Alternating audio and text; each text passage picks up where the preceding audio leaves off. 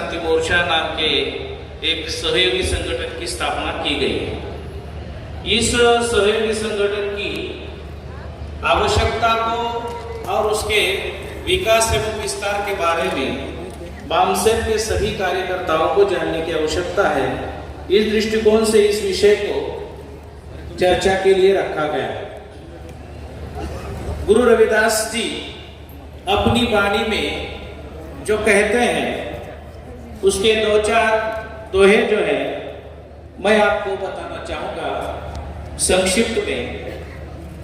रविदास जी कहते हैं, रैदास जन्म के कारणे होता नहीं कोई नीच, नर को नीच कर डाले ओझे कर्मों की कीच। इसका मतलब है, रविदास कहते हैं जन्म के आधार पर कोई नीच नहीं होता है, जन्म के आधार पर कोई श्रेष्ठ नहीं होता है। कर्म के आधार पर जिसका कर्म नीच है वो नीच है, जिसका कर्म अच्छा है वो अच्छा है।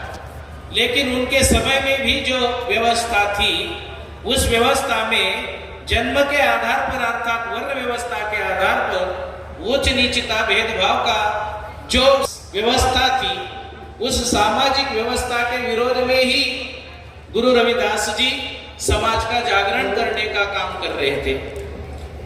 संत रविदास जी कहते हैं, पूजिए विप्र को मत पूजिए, हीन है पूजिए चरण चांडाल के जो होवे गुण प्रवीण। मतलब जो ब्राह्मण है वो अगर गुणहीन है तो उसको नहीं पूजना चाहिए, लेकिन अगर गुणवान कोई भी है तो उसको पूजना चाहिए। मतलब ब्राह्मण वर्ण के आधार पर किसी को नीच नहीं माना जाता, मानना चाहिए। यह जो सामाजिक संघर्ष था उस संघर्ष का भाग ही हिस्सा जो है वो गुरु रविदास जी का आंदोलन था। ब्राह्मण कहते थे कि सभी के दुखों का कारण जो है उसका पिछले जन्म का पाप है, और वो पाप के कारण जो है वो दुखी है। पुण्य करते हो तो अगले जन्म में आपके सुख मिलेगा, आपके दुख दर्द दूर होंगे। ये ब्राह्मणवाद की, ब्राह्मणों की विचारधारा है। उसके विरोध में संत रविदास जी कहते हैं, हाँ पाप ही हमारे बहुजन समाज के दुखों का कारण है, लेकिन वो पाप क्या है तो पराधीनता है। वो पराधीनता ही, पराधीनता पाप है जान ले और मीत, जो पराधीन होवे सो कौन करे है प्रीत। इसका मतलब है पराधीनता जो है, आप ब्राह्मणों के अधीन हो, दूसरों के अधीन हो। वर्ण व्यवस्था में जो ऊंची जातियां है, जो अधिकार संपन्न जातियां है, उन अधिकार संपन्न जातियों के आप पराधीन हो, और उनका पराधीन होना ही सबसे बड़ा पाप है जो आपके दुखों का कारण है।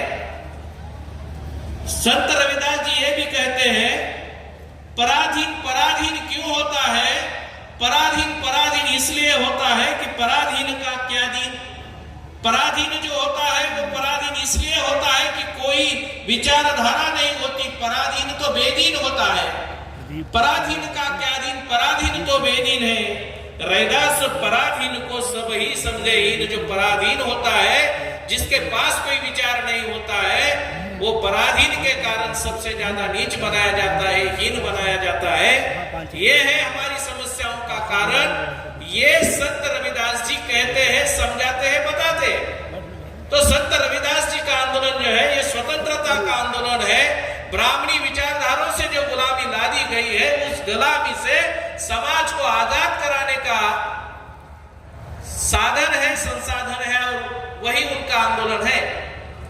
लेकिन खास करके महाराष्ट्र में जो चर्मकार जाति के लोग हैं, वो लोग हिंदुत्व के फोल्ड में बिठाए गए लोग हैं, और उन लोगों को संत रविदास जी का यह विचार नहीं बताया। नहीं, उनको मालूम है, क्योंकि संत रविदास जी का आंदोलन जो है वो ज्यादातर उत्तर भारत में बहुत ज्यादा था। तो महाराष्ट्र के चर्मकार जाति के लोगों को यह जानकारी नहीं है। पूरे भारत में जो 6000 जातियों के लोग हैं, कुछ जातियां इस आंदोलन से प्रभावित है, जानती है, उनको ये सारी व्यवस्था मालूम है। लेकिन कई जातियां ऐसी है कि जिन जातियों को ये जो संघर्ष है भारत में कई हजार सालों से चलता आ रहा, वो संघर्ष उनको मालूम नहीं है। और ये संघर्ष उनको मालूम नहीं होने के कारण, और दूसरी बात है कि वो ब्राह्मणवाद के प्रभाव में होने के कारण ब्राह्मण उन जातियों को फुले शाहू अम्बेडकरी संतों की जो आजादी की विचारधारा है उससे दूर रखने का कार्य करते हैं, और इसकी वजह से उनको इसकी जानकारी नहीं है। ये जानकारी नहीं होने के कारण उनका मिसयूज किया जाता है। महाराष्ट्र के चर्मकारों में या महाराष्ट्र में जो शेड्यूल कास्ट की प्रमुख 3 जातियां हैं, जिसमें बुद्धिस्ट महार है, चर्मकार है, मातंग और चर्मकार है। 2 नंबर की जाति मातंग है, 3 नंबर की जाति चर्मकार। लेकिन ये 2 नंबर की और 3 नंबर की जो मातंग और चर्मकार जातियां हैं, इन जातियों में ये गलत फहमी फैलाई गई है कि बामसेप या ये जो बामसेप के द्वारा चलाया जा रहा आंदोलन जो है वो आंदोलन एक जाति का आंदोलन है, इस तरीके का प्रचार किया जाता है। तो वो जो लोग हैं वो इस आंदोलन में आने के लिए हिचकिचाते हैं, दूर रहते हैं और ब्राह्मणवाद के शिकार बनते हैं। वो जब ब्राह्मणवाद के शिकार बनते हैं तो शिकार का क्या होता है, एक उदाहरण मैं आपको बताना चाहूंगा।